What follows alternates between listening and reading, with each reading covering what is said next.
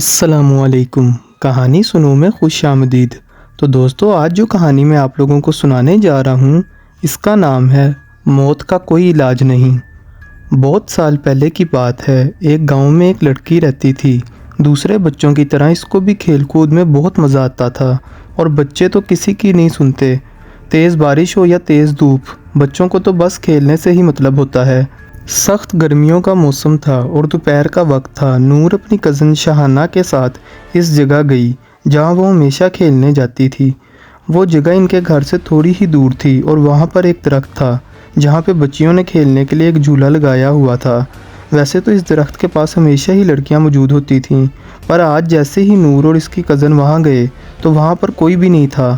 تو انہوں نے کہا کہ چلو اچھا ہے، آج ہم خود ہی مزہ کریں گے، اور نور جلدی سے جا کر جھولے پر بیٹھ گئی۔ اور اس بات پر شہانہ کو بہت غصہ آیا۔ شہانہ نے نور سے کہا کہ پہلے مجھے بیٹھنے دو، پر نور نے اسے نہیں بیٹھنے دیا اور شہانہ غصے میں چلی گئی۔ نور کو یہ احساس نہیں ہوا کہ نور وہاں اب اکیلی رہ گئی تھی۔ اچانک نور کو محسوس ہوا کہ جیسے اسے کوئی جھولے دے رہا ہے، اور آہستہ آہستہ وہ اور تیز ہوا میں جا رہی تھی۔ اب وہ خود بھی ڈرنے لگی تھی کہ یہ اس کے ساتھ کیا ہو رہا ہے۔ نور وہاں پر چلنے لگی، وہاں پر کوئی اور نہیں تھا جو اس کی مدد کرتا۔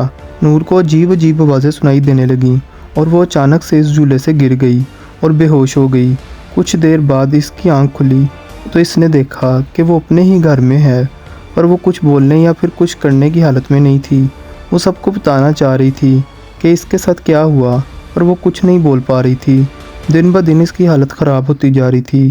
اس کے ماں باپ نے ہر ڈاکٹر، ہر حکیم سے بات کر کے دیکھ لی، پر کوئی بھی اس کا علاج نہیں کر پا رہا تھا۔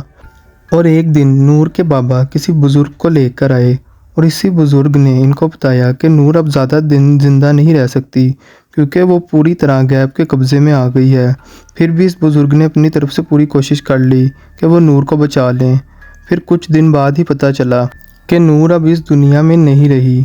سننے میں کچھ یوں آیا کہ مرنے سے کچھ دیر پہلے نور بالکل صحیح ہو گئی تھی، اور اس نے اپنی اماں کو سب کچھ بتایا جو کچھ بھی اس کے ساتھ ہوا تھا۔ اور آخری بات جو اس نے بتائی وہ یہ تھی کہ کوئی اس کے کان میں روز کہتا تھا کہ موت کا کوئی علاج نہیں۔ تو دوستوں، آپ لوگوں کو یہ کہانی کیسی لگی آپ ہمیں کمنٹ سیکشن میں لازمی بتائیں، اور ہمارے چینل کو کائنڈلی سبسکرائب کیجیے۔ شکریہ۔